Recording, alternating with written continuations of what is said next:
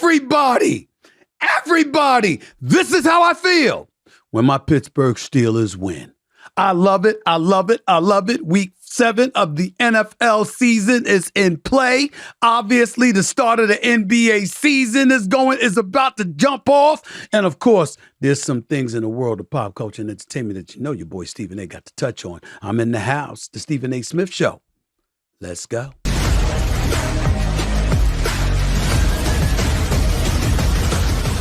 What's up, everybody?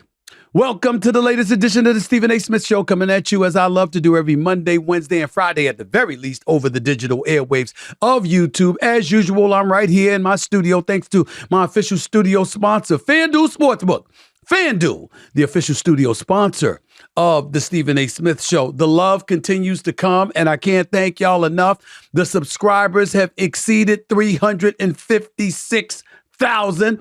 I'm talking about 6,000 just in the last couple of days or so. So thank you very, very much. Okay, keep the love coming. I'm going to keep on coming. Please continue to like and follow the Stephen A. Smith Show right here on YouTube. Just click the bell and get notified for all of our new content. And bam, there it is. And while you're at it, since you're here anyway, make sure to grab a copy of my new book, the New York Times best-selling book, Straight Shooter, a memoir of second chances and first takes. Of course, I'll be taking your questions at the bottom of each show. So please stick around and make sure you see whether or not I'll read some of your questions. Let me get right to it because the Pittsburgh Steelers. Now, I know that normally people are seeing folks talk about the Cowboys because their nauseating and disgusting fan base definitely creates headlines. They find a way to get on my damn nerves every day. And if you agitate me, chances are you're going to hear from me. That's just the way I roll. It's just the way I roll. But damn it, that don't mean that there aren't things that make me happy because I'm not a Grinch, okay? I like to smile, I like to laugh, I like to have a good time, but most importantly, I like to celebrate, okay? And the Pittsburgh Steelers, Lord have mercy, they won a game last night in Los Angeles, California. Damn it, I wasn't there. Normally, I would be at an event such as that, but I wasn't able to make it. But everybody knows I'm a Steelers fan, and here's all I have to say about this. They finally looked like they had a damn offense. George Pickens had over 100 receiving yards. Deontay Johnson came back. Jalen Warren and Najee Harris running the football effectively. Kenny Pickett is mobile. Plus, obviously, he's sitting up there, and guess what? He's able to throw the football a couple of times as well. The offensive coordinator, Matt Canada, for one Sunday afternoon wasn't offensive to the viewing public. Remember, they came into this game, their offense was ranked 30th. They were ranked 30th in yards accumulated. Their passing attack was ranked 27th. Their running attack was ranked 28th. If you look at the Pittsburgh Steelers personnel, they shouldn't have numbers like that. But when you got an offensive coordinator that doesn't seem to know what the hell he's doing, it could be problematic. It really, really could. Those are the kind of numbers, those are the kind of statistics that you could have. And that was their situation. So going up against the Los Angeles Rams, I got to admit to you, I can't front. I was worried about him. I really, really was. Puka Nacua is a bad brother. He's the rookie wide receiver for the Los Angeles Rams. We ain't heard much about Cooper Kupp because he was injured to start off the season. And we know he's all world, okay? And even when he came back and played a couple of games this season, he was still, he's still Cooper Kupp.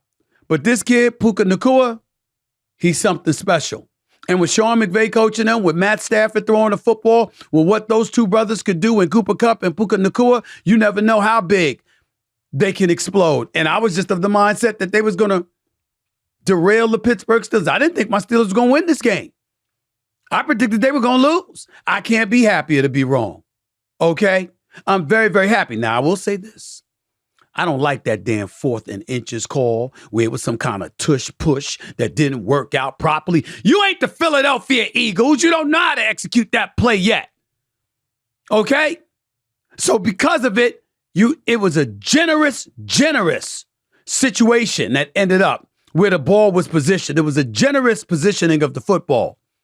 And obviously the Los Angeles Rams have nobody but themselves to blame because even though the play was challengeable, it would have been challengeable under 2 minutes left, whether you had timeouts or not.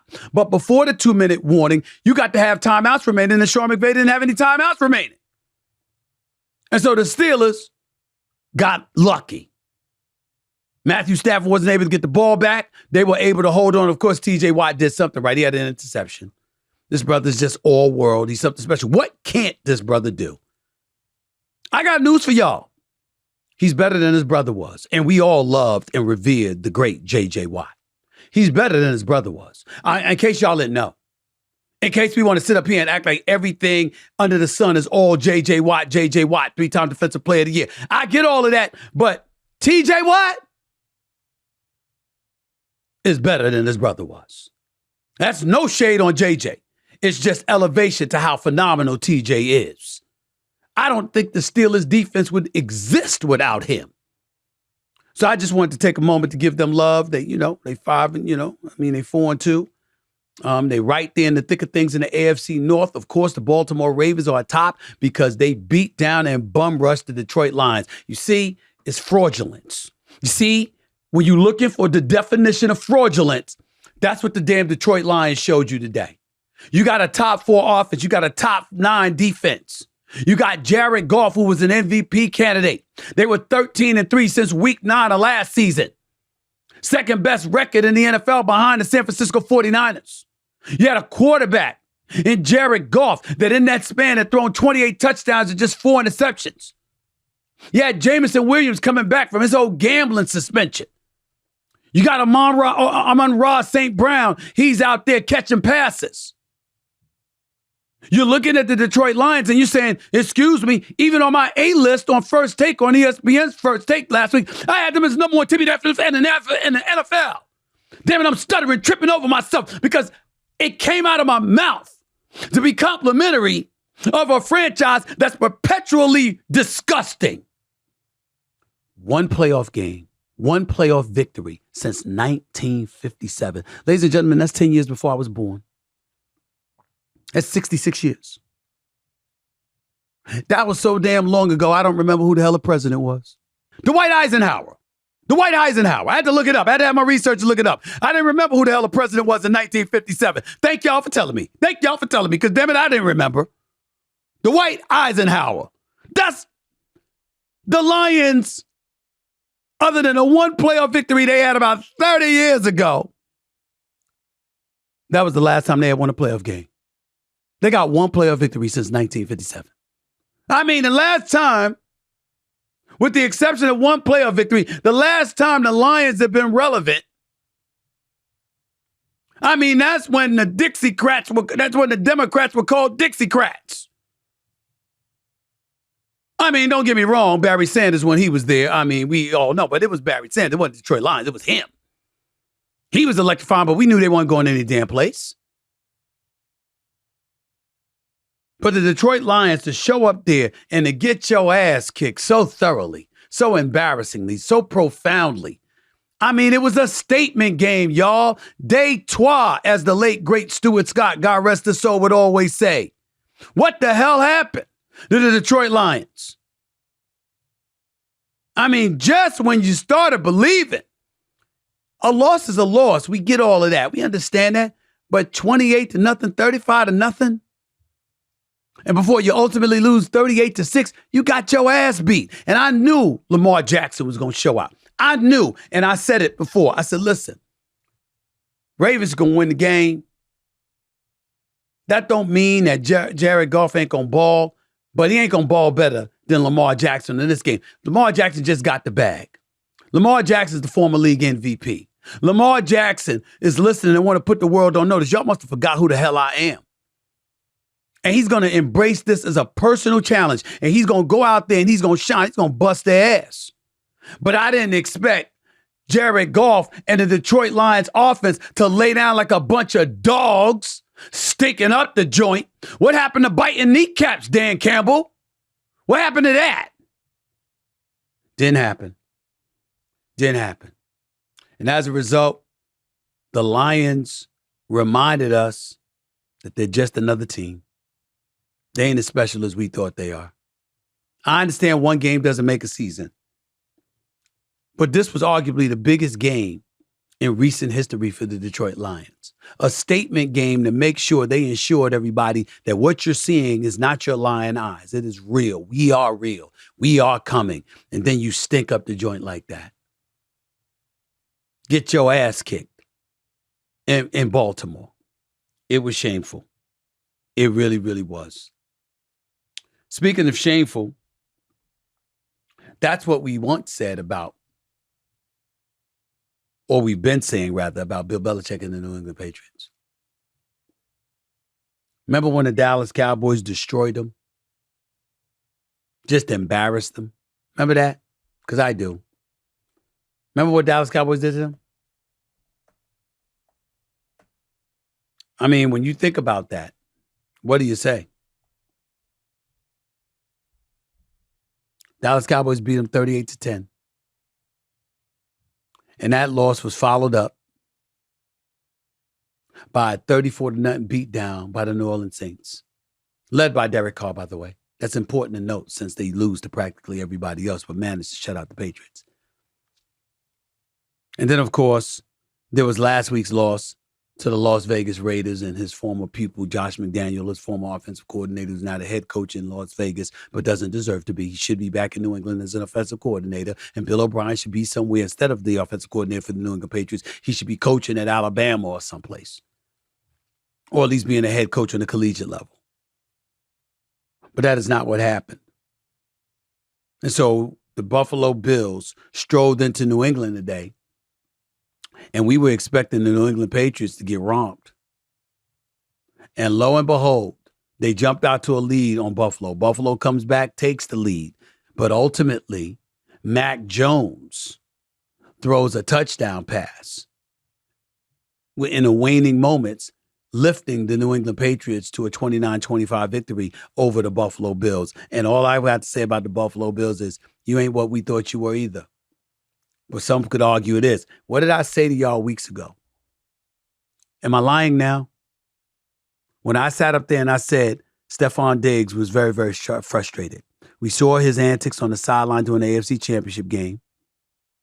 We saw how he didn't want any part of the team in the offseason. We saw how he showed up to training camp late and he was still a bit perturbed. And I told y'all what I had heard. I told you why. He believes this team has missed its window. Miami's on the come up. Joe Burrow in Cincinnati has arrived.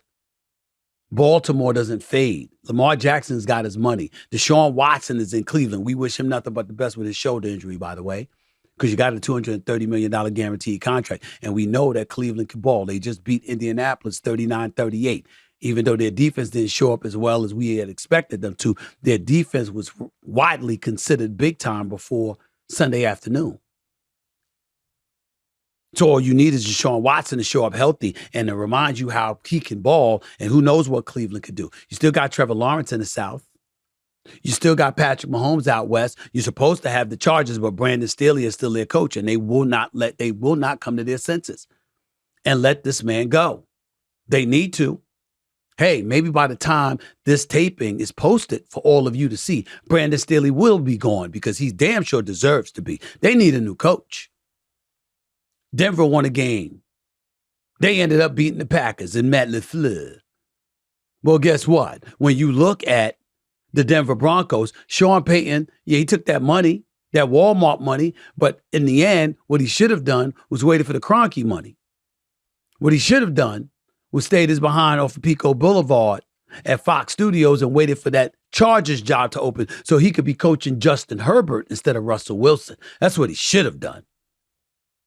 But nevertheless, he didn't. And Brandon Staley is still the Los Angeles Chargers coach. He just doesn't have it, y'all. He just doesn't have it. He doesn't have the pulse of the team. He's not the guy that's going to win for you. I'm not questioning his football acumen, his football knowledge. I'm just questioning his ability to lead that team, because other coaches with that talent on the Chargers, could you imagine what other coaches would have done? I'm just saying. Is somebody going to say it? I think it's necessary personally. I think it's something that we got to touch on. But getting back to Bill Belichick, it was a tremendous victory for him, because if you can believe it, the 6-time champion for the New England Patriots as a head coach, some would say he was on a hot seat. I'm here to tell you he deserves it. Bill Belichick, the coach, does not deserve it. Bill Belichick, the GM, does.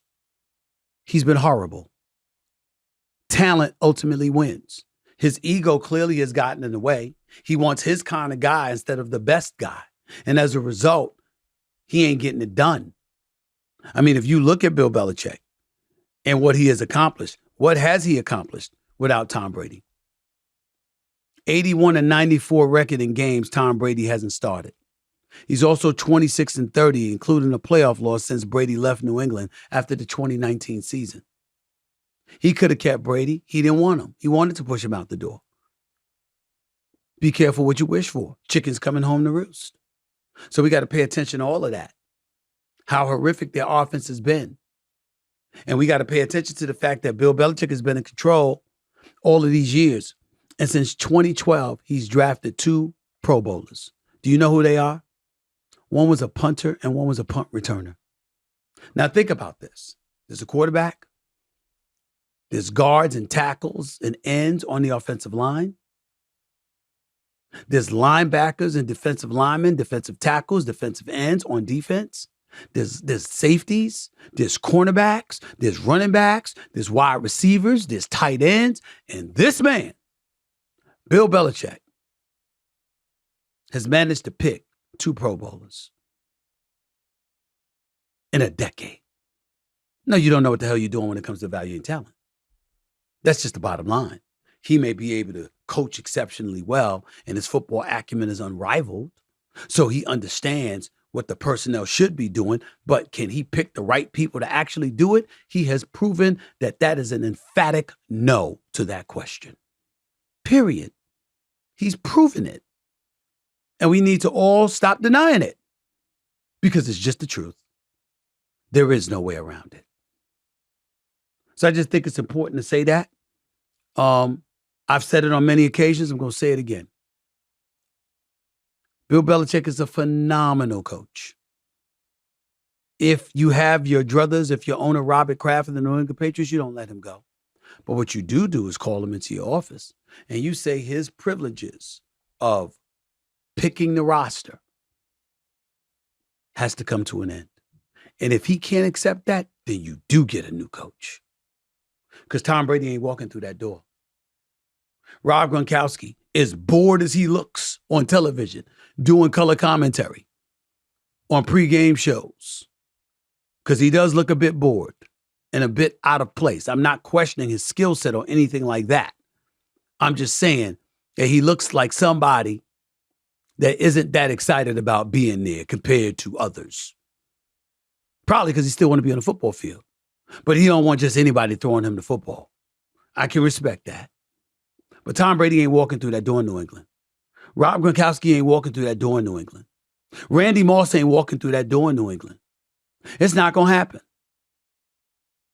And because it's not going to happen, just like it was time to move on from the players, it might be time to move on from the GM, even if that means moving on from the coach too. That's just how I feel about it. The record, the anemic performances, the picking of a defensive coordinator, Matt Patricia, and a special teams guy, and Joe Judge, to be his de facto offensive coordinators and play callers last season, to put Mac Jones in that kind of situation, I think is unconscionable. So if Bill Belichick has to go, he got to go. Plain and simple.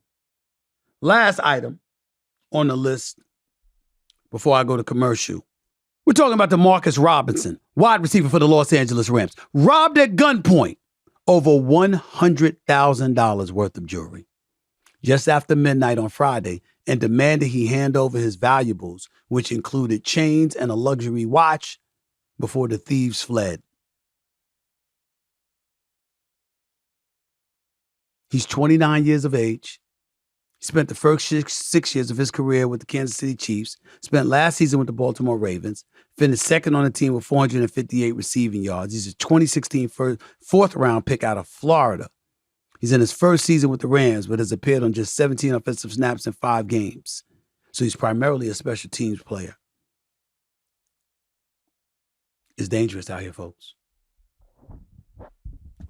First of all, be careful of the jewelry you wear. Secondly, understand the times that we're living in. I get sick and tired of people not seeing what the hell is going on. See the forest from the trees. You see, you can't hear the report. You can't see the news and see violence. You can't sit up there and notice a recession. You can't look at a job market where there's labor participation and supposedly the unemployment numbers are low, but the cost of living has been elevated. The salaries that you earn don't necessarily match it. You got people all over the streets of LA homeless. We're advertising how lenient we've gotten on crime, where people commit crimes, okay, and they out the same day without even paying bail, for crying out loud. You can't do all of that. You can't have all of that going on and not relate it to an incident like this. Because all that means is that you're not paying attention. First of all, are you ready for this? Let me applaud the robbers. Yeah, I said it. Thank you for not killing him. Thank you. We got enough killings in this world. Got enough. Thank you for sparing his life. Because you see, Sean Taylor couldn't say the same in 2007. The former Washington, when they were called the Redskins, the former Washington Redskin, who was murdered. He can't say that. Former light middleweight champion of the world, Vernon Forrest, who beat Sugar Shane Mosley. He can't say that. He was murdered in 2009, 2 years after Sean Taylor was murdered, at a gas station. Former New York Knicks and Chicago Bull Eddie Curry, robbers entered his family home, tied up him and his family, made off with various items of jewelry and cash, but they didn't kill him. Thank God. To the thieves and the robbers and people like that out there, you don't have to kill people. 9 times out of 10, people will give up their stuff. It ain't worth it. It's just things. It's a damn shame. But that's the world we're living in. If you're an athlete, be careful about the kind of jewelry you wearing around your sleeve. And by the way, try not to be alone. Try not to be alone. I used to wear jewelry all the time. I was never Mr. T. I pity the fool. I was never that dude. I ain't have a bunch of chains around my neck or anything like that. But I'd rock some jewelry, some ice every now and then. I'm very selective when I wear stuff now. 90% of the time, I don't even have anything on me. Don't invite trouble if you don't have to. Unfortunately, it's the world we're living in. You see, it's a message here. Our society is only as strong as its weakest link. If there's a desolate and disenfranchised community out there starving to make ends meet, starving to eat, stuff like this is going to happen. Chances are 99% of the time, the people that's doing this ain't doing this for fun. They're doing it for survival. And I'm not absolving them by any stretch of the imagination. You committing crimes, you get caught, you should do the time. It don't make me proud or happy to say that there needs to be enough jail cells. It don't make me proud to say that our society don't need to be lenient on crime. We got some civilized, law-abiding American citizens all over the place that are being victimized by people in this country. And then depending on what city you live in, you got folks walking around always talking about let's get guns off the street, but they never get it from the bad guys. Never. Now, I believe in the right to bear arms. I believe in my Second Amendment rights, but I don't believe in walking around with AK-47s and Uzis and all of this nonsense. And I don't believe people should have a license to carry, walk in the streets of America. This ain't the Wild, Wild West. But should you be allowed to have a weapon in your home? Yes.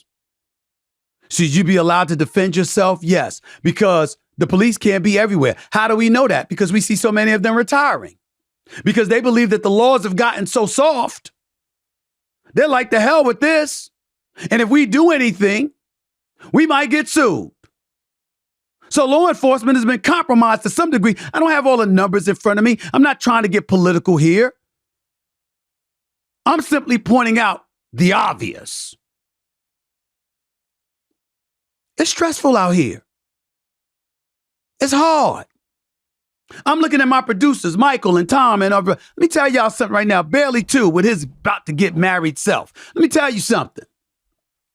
Did y'all know that the rate of inflation doubles the rate of your income? The pace, the economic recession. I mean, did you get that? The money that you receive is outpaced by education. The price is actually doubled. For those of you out there who want kids, I know I got 2 of them. I can't tell you the money I pay for my daughters to be in school. You don't even want to know. You don't even want to know. But we all make sacrifices. And damn it, I tell them all the time, oh, y'all going to pay up. Eventually, you're going to pay up. You're going to take care of daddy. Somehow, somewhere, you're going to take care of daddy. Trust you me. I'm going to get it back. But damn it, it's expensive. Food's expensive. Do you know the other day, I ain't going to lie to y'all. I'm embarrassed to admit it. But damn it, I'm not. Because as y'all know, I've gotten myself in some shape. I've lost about 33 pounds. Cholesterol level dropped. Sugar levels have been managed. Insulin levels have dropped dramatically. All my numbers are great. You understand what I'm saying? I don't have a pot belly no more. None of that. So I decided I'm going to treat myself. I'm going to go out and get me some Crunch Berries. I ain't eat no Crunch Berries in months. I'm going to get me some Crunch Berries. Man, I went to one store, man. They trying to charge over $5 for a box of cereal. For a box of cereal. Y'all, I remember when it was $1. They got me sounding like I'm 80 years old. I mean, damn. Don't go. You want to avoid depression? Don't go and pump gas. Oh, I don't even want you to see the price of gas. Don't even want you to see the price of a gallon of gas. The numbers just keep going and going and going, and then you look at the gallon and you ain't even reach 1 yet. Not 1. $5 in, $6 in. Ain't even a gallon of gas in your car. I mean, excuse my language, shit's crazy. It really is. And I'm getting paid. Imagine how it is for people who are not. Desperate times call for desperate measures. That's why in the richest country in the world, in a capitalistic society, although there will always be haves and have-nots in comparison to one another, the richest country in the world shouldn't have some of the poorest people in the world. I am not a Republican, though some of you may think that. You know why you think that? Because I am conservative fiscally. I believe in free market capitalism. I believe in less government intervention when it comes to economic issues. I can't stand high taxes. I firmly believe that every American citizen who pays their taxes should walk home with a minimum of 50% of their money after everything is taken out. I don't want to hear federal, but state varies, and New York is 11 and California is 13%, but there's no state income taxes. By the way, those no state income tax places, just so you know, is Delaware, it's Washington, state of Washington, it's Nevada, it's Tennessee, it's Texas, it's Florida. And if I'm missing one, don't you worry, I'll find out within the hour. It matters. It matters. Do you know that living in New York or California, if I simply got up and moved to Tennessee or Florida or Texas or Nevada, do you know I would automatically have received a 10 to 12% raise? Because there's no state income tax. All I'm trying to say to you is that money matters. The economy matters. Jobs matter. Employment matters. Because when it doesn't happen, you get stories like DeMarcus Robinson getting robbed in LA by a hotel. It ain't safe out in these streets because desperate times exist for an awful lot of people, no matter what the hell our government wants to tell you. Remember that.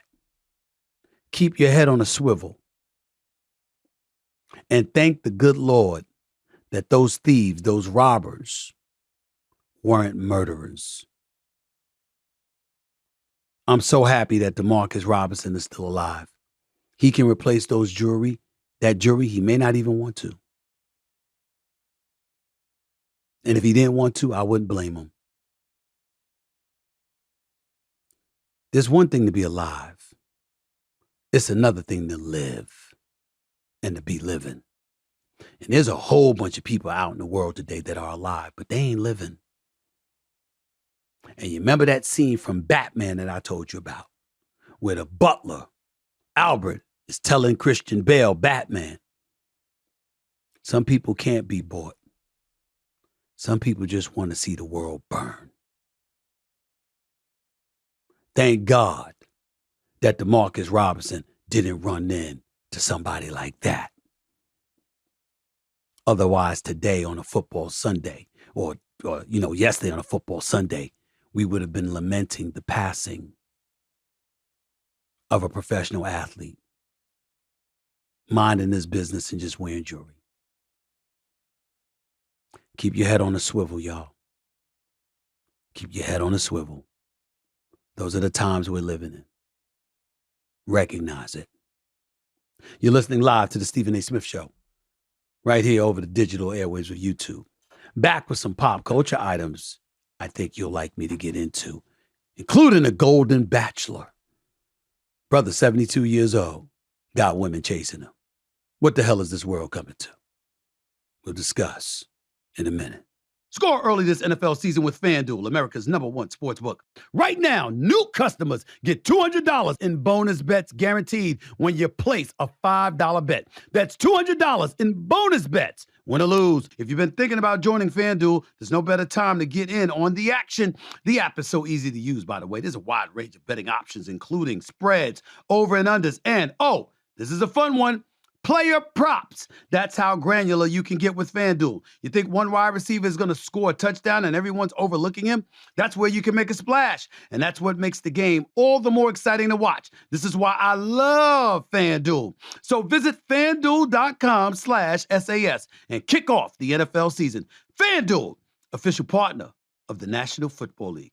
Must be 21 plus and present in select states. FanDuel is offering online sports wagering in Kansas under an agreement with Kansas Star Casino, LLC. First online real money wager only. $10 first deposit required. Bonus issued is non-withdrawable bonus bets that expire 7 days after receipt. Restrictions apply. See terms at sportsbook.fanduel.com. Gambling problem? Call 1-800-GAMBLER or visit fanduel.com/RG in Colorado, Iowa, Michigan, New Jersey, Ohio, Pennsylvania, Illinois, Tennessee, and Virginia. Call 1-800-NEXT-STEP or text NEXT-STEP to 53342 in Arizona. 1-888-789-7777 or visit ccpg.org. ksgamblinghhelp.org/chat in Connecticut, 1-800-9-WITH-IT in Indiana, 1-800-522-4700, or visit ksgamblinghelp.com in Kansas, 1-877-770-STOP in Louisiana. Visit mdgamblinghelp.org in Maryland. Visit 1-800-GAMBLER.net in West Virginia, or call 1-800-522-4700 in Wyoming. Hope is here. Visit gamblinghelplinema.org or call 800-327-5050 for 24/7 support in Massachusetts, or call 1-877-8-HOPE-NY or text HOPE-NY in New York. Welcome back to the Stephen A. Smith Show right here over the digital airwaves of YouTube. Thank you for joining me as always, at the very least every Monday, Wednesday, and Friday. I need to transition because I got something on my mind. You know, in the day and age that we're living in, pop culture is just a thing that people love to talk about. Jada Pinkett Smith and Will Smith was the subject of the day last week. They weren't the only subjects, though. This week, I can't believe that this story is still percolating. The Golden Bachelor. The Golden Bachelor. Now, everybody been telling us in the world of advertising and sponsorships that the top two coveted demographics, 18 to 34, 25 to 49. That's what they say. If you got an older audience, that's supposed to be problematic. I mean, they're talking about late night. That could be Kimmel. That could be Fallon. That could be Colbert. It don't matter where you look. Late night's supposed to be a problem because the audience is getting older. Baseball was having a problem because the audience was getting older. And you don't ingratiate yourself with the younger audience, so, oh my goodness, you ain't gonna last. Well, the Golden Bachelor's throwing all of that out the window. This dude is 72 years old, father two, and getting his groove on. Got women willing to show up on national television, throwing themselves at him. I hope he chooses me. This is what they saying. You can't make this up. Now, the brother don't look bad at all. Let me say that. Gary Turner's his name. Gary Turner.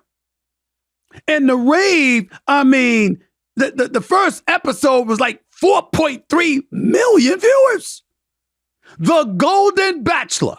I can't believe, I gotta admit, whoever came up with this idea, props to them. I never, ever, ever in my wildest dreams thought this show would work. I'm like, look, man, you in your 70s, and you know what I'm saying? And I mean, we got a lot of folks out there that are widowed and stuff like that. Ain't none of us getting older. This ain't Mork and Mindy from the 70s or 80s where you get younger as time goes on. We all get older. So we rooting for him, don't get me wrong. Ain't no shade, no negativity thrown in his direction. And for the ladies out there who don't have a man because your husband passed away, God rest his soul, or you got a divorce, or you just never chose to get married and you wanted to wait until your senior citizen years to do it. Yo, ain't nobody hating you.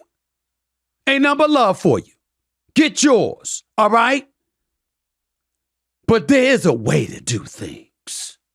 There is a way. Now, to me, I don't want to see no 72-year-old person, man or woman, kissing numerous people. That's just me.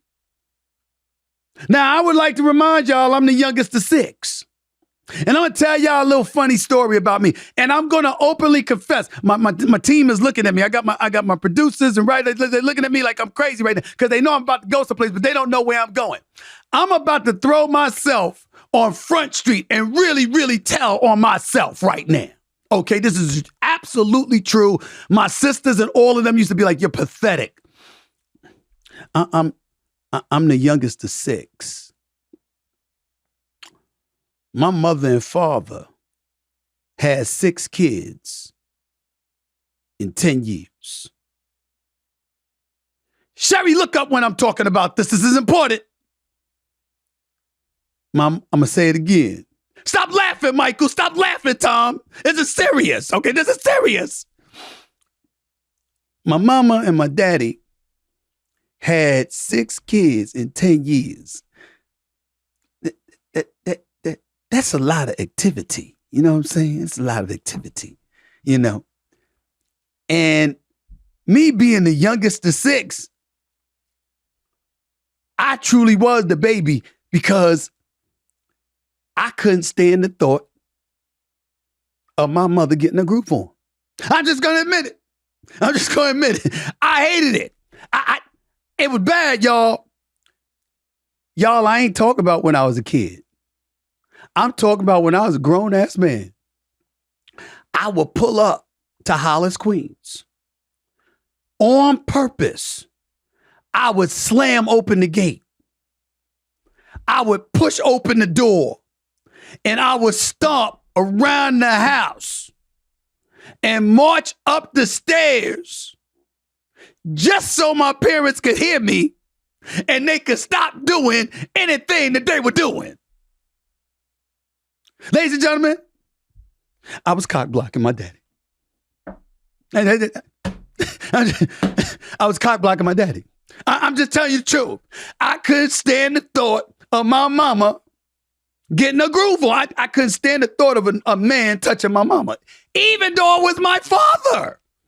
My sister's like, you're so pathetic. How the hell you think you got here? I didn't want to know. I mean, if you let me get away with it, I would have contrived in my mind that it was an immaculate conception. I just couldn't. And I'm talking about in my 30s into my 40s, I used to do that. I couldn't stand it. I just couldn't stand it. I like my mom. One time my mother asked, I looked at her, I said, Mommy, I love you. I think you're too old. I think you're too old to be doing that. They're like, what? I said, I think you're too old. You know what I'm saying? And my father would crack up laughing. And one time, I mean, it's on, one of them and walls, one of them big cabinets in the bedroom. I walked up there. My mother asked me to go up there and get something. And I saw like 10 different bottles of different ginseng products. And I'm like, what the hell is going on? I came downstairs. What's going on? What's going on? I was upset. And Pops was dying laughing. But my mother was so shy, she's embarrassed. I'm like, what's all them damn ginseng products up there? I know what that's for. What's going on? What's going on? And my sister Linda, what the hell you think is going on? Mind your damn business. Shut up. And then slapped me upside my head and told me to get in the kitchen. But if it affected me, it affected me. So I bring all of that up to say, I'm not down for the older folks getting down. It's a struggle. It's just a struggle. And I know they got to do it. I know, you should live. You understand? You should live. But I'm like, do you have to do that? Do you have to do that? And so when I think about the Golden Bachelor and I think about this woman, Sandra, who's all the rave, 75-year-old woman, look good, by the way. Go ahead, girl. She look good now. But she trying to, there's a sister now, only sister there. And she trying to get with the dude. You know what I'm saying? She trying to get with the dude. Gary, who not bad looking dude. But you gonna skip your daughter's wedding to do it? Really? Really? Now I know she gave you permission. It ain't like you skipped out on her while she sat up there and said, Mommy, where are you? Where are you? She said, I got my man, go get yours. Well, wait a minute. How you know that that's hers? You don't know him. You don't know him. That's the Golden Bachelor. You understand? I get that, but we don't really, really know him. I just think it's a bit excessive, to say the least. And I want to know this from the ladies. That's why I'm looking at one of my writers, Sherry. Sherry McCovey's her name. I want y'all to know her name because, you know what I'm saying? Sumatra Hawkins is my personal sister. I want you to know her name. My sister Carmen Smith, I want you to know her name. You know what I'm saying? All these people watching me. You know what I'm saying? You know what I'm saying? They watching me. I just want to know what happened to women being courted. Since when did y'all condone women chasing men? Y'all been telling us about courting. Y'all been talking to us about pursuing y'all. Hell, we just played the video the other day of some trifling entitled girl talking about she too good to go into a cheesecake factory. No wonder her ass is single. But y'all been telling us that maybe she might have been a bit excessive, but women need to be courted. They don't need to have to pursue. Now, all of a sudden, the Golden Bachelor come along and we going to throw that out. You see, this is the problem. Let's call it what it is. If the man wasn't the Golden Bachelor, would she be doing that? If he was just walking the streets and just walked into a Walmart or walked into a Maestro's or a Catch or something like that, one of them restaurants, would she have said, whoa, I need to get with him? Would she have done that? But he on TV and he's the star attraction. And all of a sudden, that gets you, dare I say, a bit stimulated. Really? Really? Come on now. We not being consistent, ladies. Now, I don't mind. To each his own. I like an assertive woman. There ain't nothing wrong with an assertive woman. That kind of turned me on. I don't want aggressive, but assertive, yeah. You know, my girl was like that. She was assertive a little bit. She tried to deny it, but, you know, she saw old Stevie A. He was like, hey. You know, I said, how you doing? You know, so I like that. That works for me, you know. But not aggression. Some of these ladies, I'm just saying, I'm watching y'all on TV. I'm watching y'all talk. I'm like, yo, what's up? Where's the consistency? 72 years old, trying to get his freak on, and none of y'all got a problem with it. None of y'all. He's the Golden Bachelor. I ain't mad at him, though. Good-looking man, seemed like a good person. And the ladies there, including Sandra, seem like they got their own thing going on. More power to you. But missing your daughter's wedding? The word desperate don't occur to nobody? Excuse the double negative? You gonna miss your daughter's wedding? You couldn't escape for one day? To be there for your daughter walking down the aisle and holding matrimony, giving her life to a man until death do a part? You couldn't be there for that because you're trying to nab the Golden Bachelor? What if he turns you down? What if he turns you down because he don't like your decision, no matter how much he pretends he's okay with it? You have any idea how you and your daughter are going to end up feeling? I'm just asking. Moving on. Meryl Streep. Why would I bring up that woman? That 3-time Academy Award winner, Oscar-winning actress, 74 years of age, 176 years of age. They recently revealed they called it quits 6 years ago. Story sound familiar? Let me tell you what's unfamiliar about it. That's all we know. We don't know why. We don't know what happened.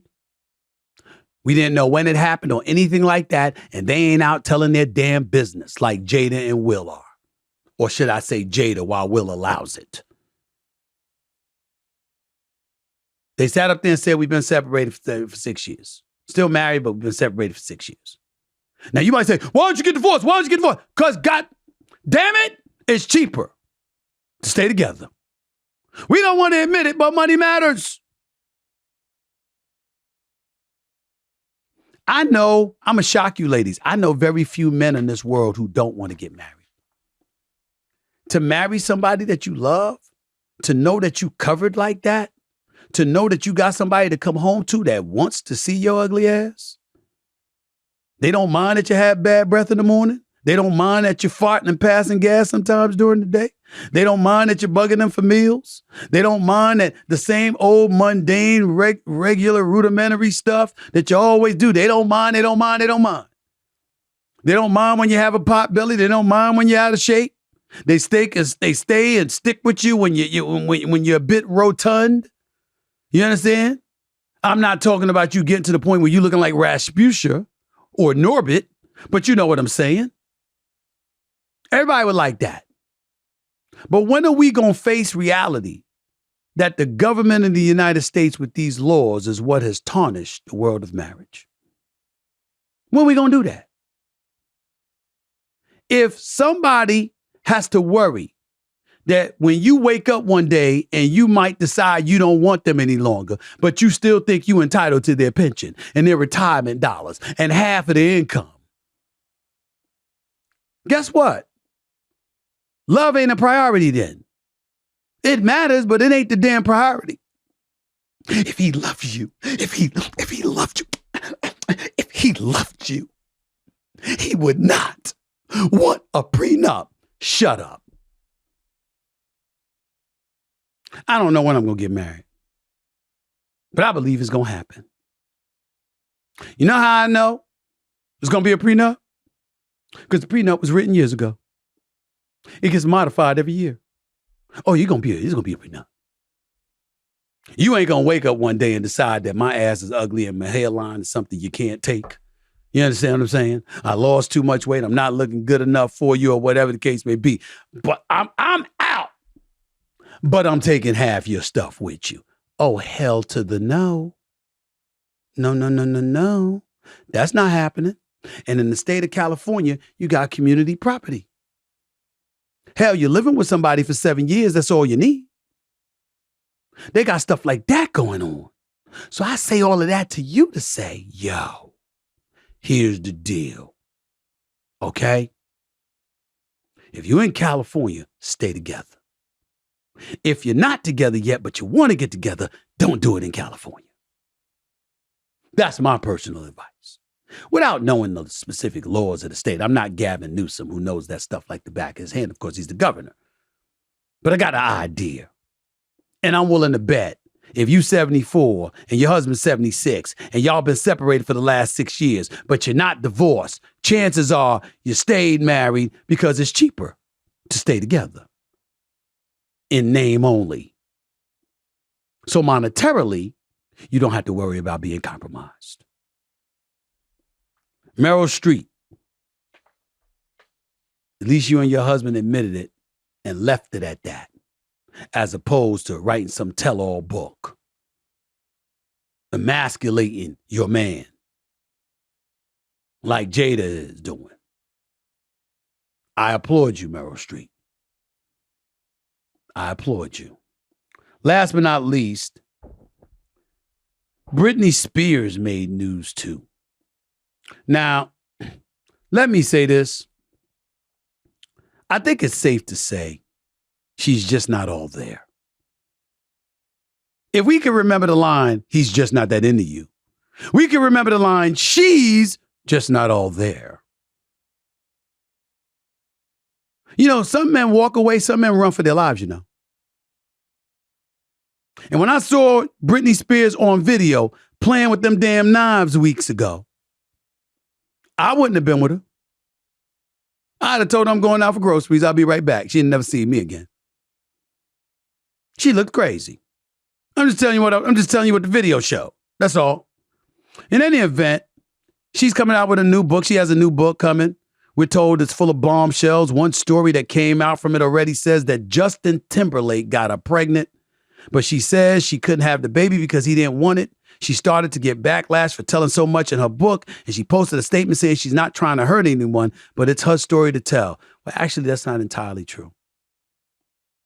Once again, Britney, that's none of our business. You could have said you were pregnant and the person didn't want you to have the baby, and the person was relatively popular, but we ain't saying his name because we don't want to throw him under the bus like that because he is a married man with children. Now, you didn't have to do that. You could have said that. Okay? Secondly, and more importantly, ladies and gentlemen,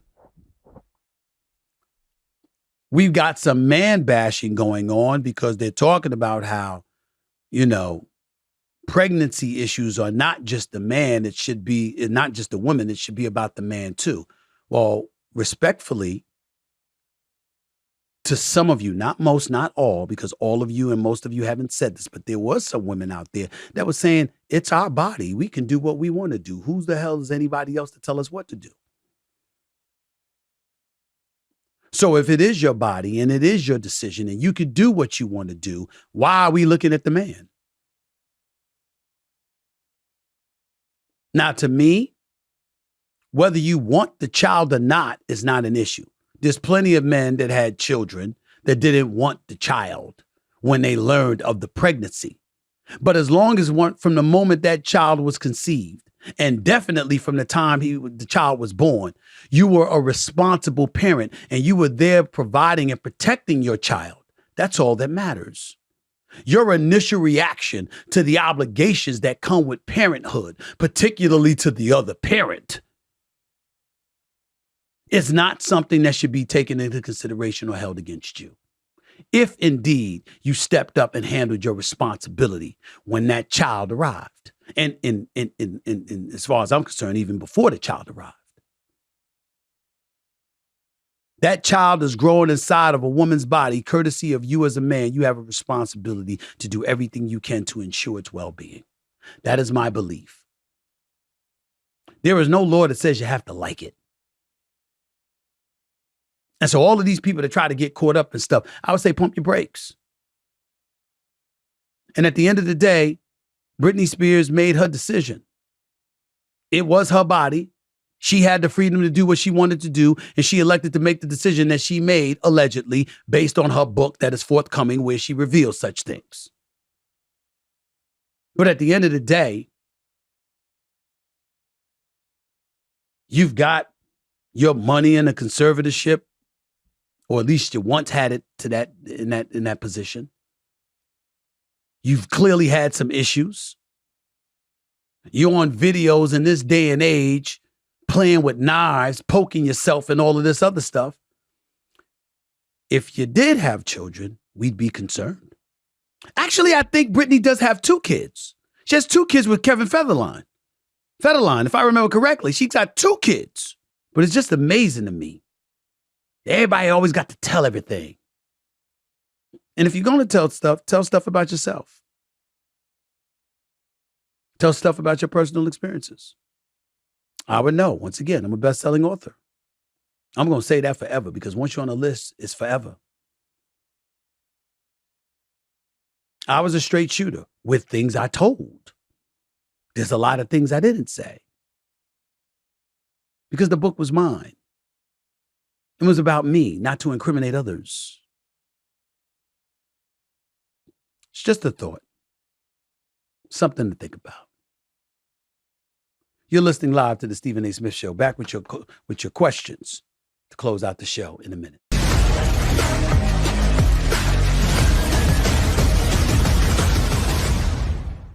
Welcome back to Stephen A. Smith Show right here over the digital airwaves of YouTube. It has not escaped me that the start of the NBA season is this Tuesday.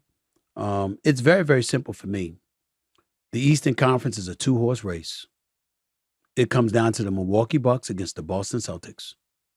I love the fact that Damian Lillard has arrived in Milwaukee. Even though Jrue Holiday is a tremendous loss, he is not the assassin that Damian Lillard is.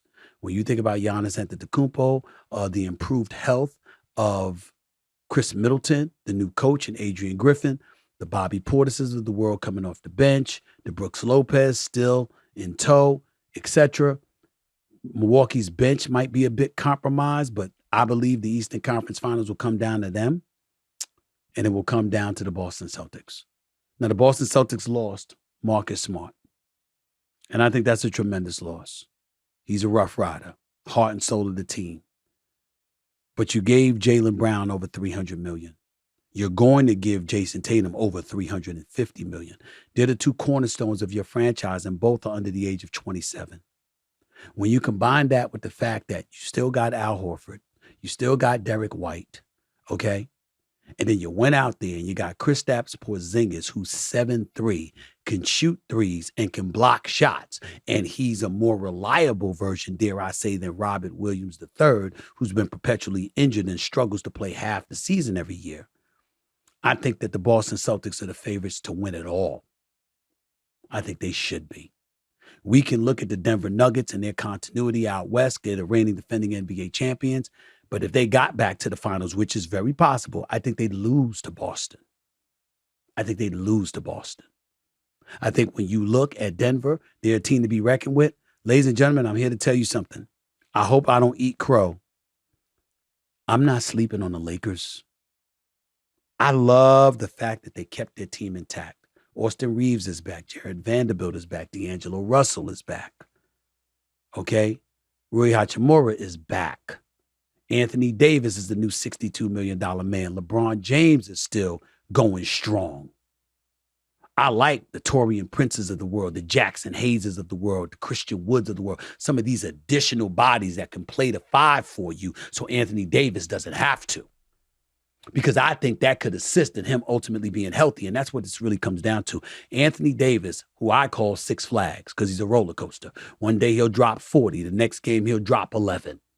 If that brother can give you consistent excellence, which he is more than capable of doing because his A game is a top 7 player in the world, that brother can make things happen. We're waiting for Kawhi Leonard. The Clippers, with Kawhi Leonard and Paul George both healthy, have the Lakers' number. We can't ignore that. With Ty Lue as their coach, who I consider to be arguably the best in the business. We can't ignore the Phoenix Suns. Kevin Durant, Bradley Beal, Devin Booker, who is very Kobe-esque to me. We're going to find out. Now, I think I'm questioning who's going to be the leader in Phoenix. Let's not forget Frank Vogel is the head coach there now. He's got some things to prove. He's very salty. He doesn't like the way he was pushed out of the door in L.A. You got a lot of stuff going on there. But I'm here to tell you right now, Frank Vogel can coach. He's not a scrub. He's a champion.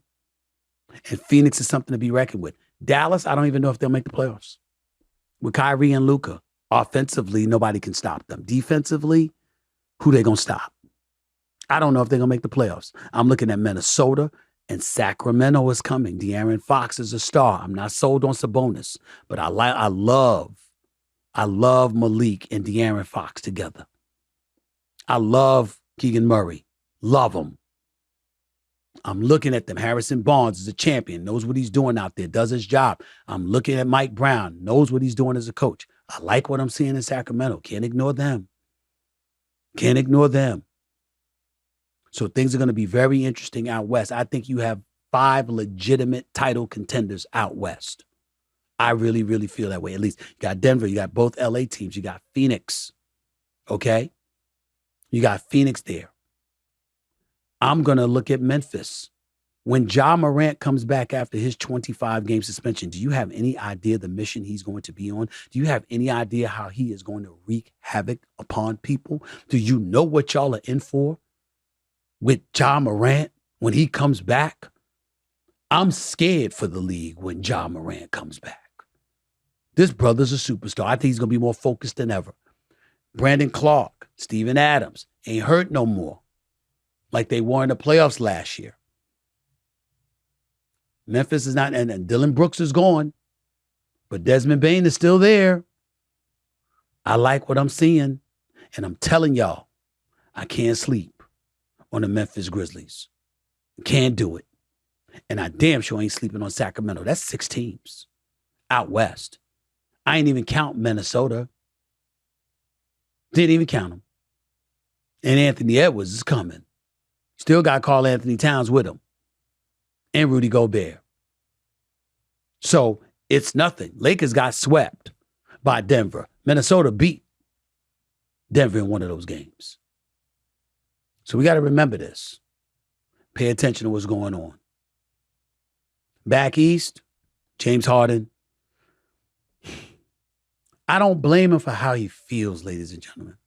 If Daryl Morey lied and ghosted him the way that he told people Daryl Morey did, James Harden should be irate. He just should think about his teammates too, because they didn't do it to him. And they need him. And until you are traded, in all likelihood to the Clippers, toe the line. Just be cool. We know that you called Daryl Morey a liar. We know that. We know that you said you never want to play for them again. We know this. We know why. We got it. We understand. But stop bringing attention to yourself because you don't want to play. You don't want to show up to work. That is not a good reputation to have. That's all I'm saying. Let's go to the calls.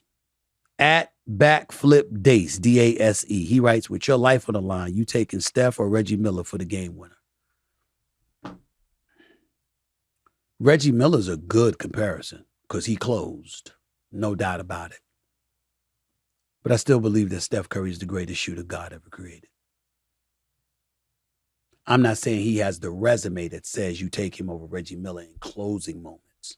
I'm saying he's so phenomenal as a shooter, I can't in good conscience pick anybody over Steph Curry with a last shot on the line whose name ain't Michael Jordan. I just can't do it. Next question.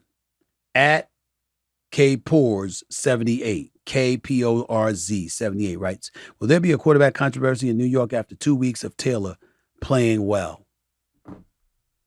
I don't think it's a quarterback controversy because they didn't give Tyrod Taylor $40 million a year. They gave that to Daniel Jones. And money talks. And as long as Daniel Jones is healthy and ready to go, the Giants have to try and justify that investment. It's just that simple. And by the way, Tyrod Taylor didn't play that great the first go round. You saw how Brian Dable was yelling at him when he couldn't get off a play in the red zone before time expired in the first half the previous week. So let's not forget that. Anyway, Brian Rodriguez at Mario for Eva 1118 writes, what is the record you predict the Knicks will have this season? I think the Knicks will go about 48-34. That's what I think they're going to do. I think they're going to be a top 4 seed in the Eastern Conference. I think they're going to get back to the semifinals of the Eastern Conference playoffs before losing to either Boston or Milwaukee. That is my prediction for the New York Knicks. At CSPO_, his name is Chris Santa. What are you essentially items you use every day? I don't understand your question. I use my iPad or my laptop or both.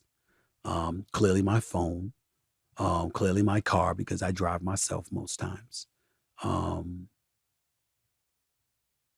Suit and tie. I like to dress up. I like to look professional. But those tools essentially because I'm reading all the time or I'm on the phone all the time.